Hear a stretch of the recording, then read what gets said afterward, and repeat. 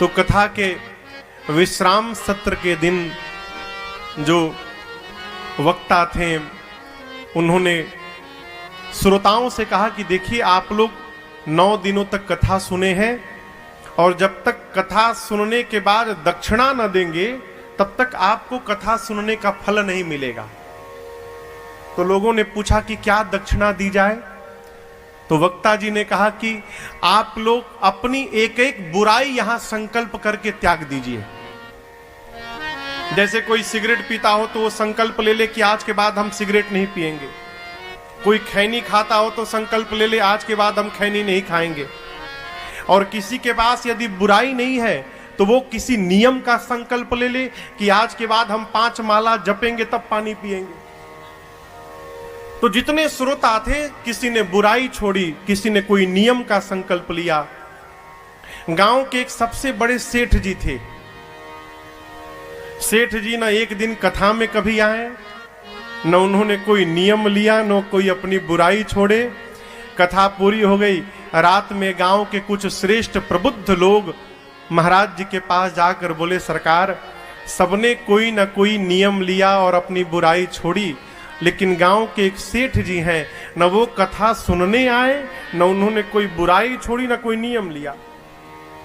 और तालाब को गंदा करने के लिए एक ही मछली पर्याप्त है प्रभु। तो हम लोग चाहते हैं कि वही एक बच्चे हैं, उनको भी कुछ दिया जाए, नियम चाहे संकल्प कुछ कराया जाए। महाराज जी ने कहा, बुलाओ सेठ को। सवेरे सूचना गई तो अब जब बुलावा आ गया तो सेठ जी कैसे मना करें, मन मार के गए। महाराज जी ने कहा, देखिए सेठ जी, गांव के सभी लोगों ने अपनी कोई बुराई छोड़ी है, जिसके पास बुराई नहीं है उसने कोई संकल्प लिया है, नियम लिया है। आप क्या कर रहे हैं बताइए। अब सेठ जी सोची तो बढ़िया फंस गए हम आके। तो समस्या समाप्त करने के लिए सेठ जी ने कहा, प्रभु हम नियम लेते हैं। क्या नियम लेंगे? सेठ जी ने कहा, हमारे घर के सामने कुम्हार का घर है, मैं नियम लेता हूं कि आज के बाद नित्य सवेरे जब तक कुम्हार का चेहरा नहीं देख लूंगा पानी का एक घूंट नहीं पीऊंगा। गांव के लोग सोचे ये कैसा नियम ले लिया, इस नियम से क्या लाभ होगा। महाराज भी तर्क वितर्क नहीं किए, कहे चलो इज्जत रख ली, कम से कम कुछ तो नियम लिया। महाराज बोले चलो ठीक है, बहुत बढ़िया, नियम ले लिया ना, अब इसका पालन करना। सेठ लगा पालन करने, नियम लिया तो निर्वाह भी किया। 12 वर्ष बीत गए। 12 वर्ष में एक दिन भी ऐसा नहीं गया जिस दिन सवेरे बिना कुम्हार के मुख को देखे बिना पानी पी लिया हो सेठ ने। नियम का पालन किया। 12 वर्ष बाद एक बार सेठ जी कहीं गए तो रात्रि में वो आ नहीं पाए घर। सवेरे आते आते 11 बज गए। प्यास से बेहाल घर पर आए, सामान फेंके। घर वाले पूछे कहां जा रहे हैं? बोला रुको। अच्छा, ये घर वालों को पता नहीं कि ऐसा नियम लिए हैं। ये किसी बहाने जाकर कुम्हार का चेहरा देख लेते थे। घर वाले बोले अरे पानी तो पीजिए। बोले रुको तो, पानी पहले आने दो मुझे। दौड़ कर गए कुम्हार के दरवाजे पर, नहीं दिखाई पड़ा तो आवाज लगाए। कुम्हार की पत्नी निकली, बोली वो तो है नहीं, पहाड़ के ऊपर मिट्टी लाने गए हैं। अब सेठ पड़ा चक्कर में, सोचने लगा का करे, पी ले का। लेकिन फिर सोचा एक बार यदि पानी पी लूंगा तो 12 वर्ष की तपस्या क्षण मात्र में समाप्त हो जाएगी। 12 वर्ष किया गया सब बेकार हो जाएगा। सोचा और कहा नहीं, नियम नहीं टूटने दूंगा। दौड़ा सेठ पहाड़ की ओर। कम से कम नीचे से भी दिखाई पड़ जाएगा ना तो हो जाएगा। इधर पहाड़ के ऊपर कुम्हार मिट्टी निकाल रहा था। मिट्टी निकालते निकालते उसे घड़ा मिल गया। घड़ा के मुख को साफ किया तो देखता है उसमें तो सोना भरा हुआ है। इतना विशाल घड़ा सोने से भरा। अब कुम्हार नाचने लगा, पागल की भांति नाचने लगा। पूरी गरीबी चली गई, आनंद आ गया। अब तो आनंद होगा। जय हो, बड़ी कृपा प्रभु जी, कोई देख न पावे इस घड़े को। अभी सोच ही रहा था तब तक पहाड़ के नीचे सेठ जी दिखाई पड़ गए।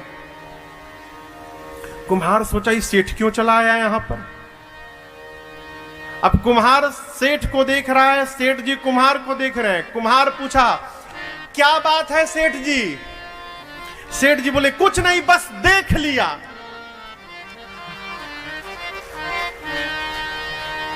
सेठ क्या बोला? देख लिया। सेठ जी तो बोलना चाहते थे कि तुमको देख लिया। कुम्हार को लगा घड़ा देख लिया। कुम्हार बोला जो देखे चुप रहिए, किसी से बोलिएगा मत, मुझे आने दीजिए नीचे। कुम्हार दौड़ कर नीचे आया, आके पांव पकड़ लिया। सेठ जी आप किसी से बोलिएगा मत, 50-50। सेठ बोला 50-50? जरूर दाल में कुछ काला है। हाँ चलो चलो चलो, क्या 50-50, चलो। कुम्हार लेकर गया घड़े के पास, कहा सेठ जी आपने यही घड़ा देखा था ना? बड़े कृपा रघुनाथ जी की भाई तो ये मिला है, आप किसी से कहिएगा मत, इसका आधा सोना मैं आपको देने के लिए तैयार हूं, लेकिन आप किसी से मत बताइएगा। जब घड़े को देखा कुम्हार, उसके भीतर भरे हुए सोने को देखा है।